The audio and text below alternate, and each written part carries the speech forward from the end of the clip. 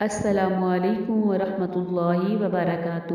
ہم اپنے چینل محمد قرآن اکیڈمی میں آپ سب کو خوش آمدید کہتے ہیں۔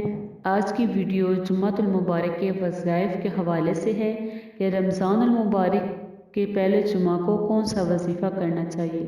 تو جمعہ کے دن کسی بھی وقت یا رزاق کو 7 مرتبہ پڑھنے سے رزق میں بے بہا اضافہ ہوتا ہے۔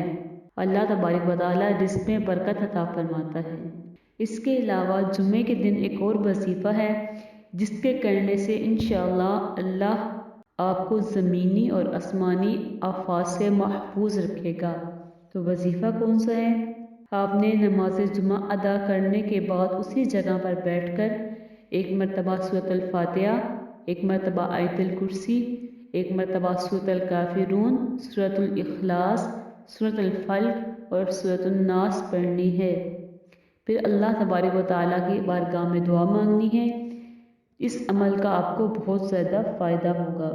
اس عمل کو پڑھنے سے اللہ آپ کو اور آپ کے گھر والوں کو اگلے جمعہ تک زمینی اور آسمانی آفات سے محفوظ رکھے گا اور اللہ کی خاص رحمت آپ پر برستی رہے گی۔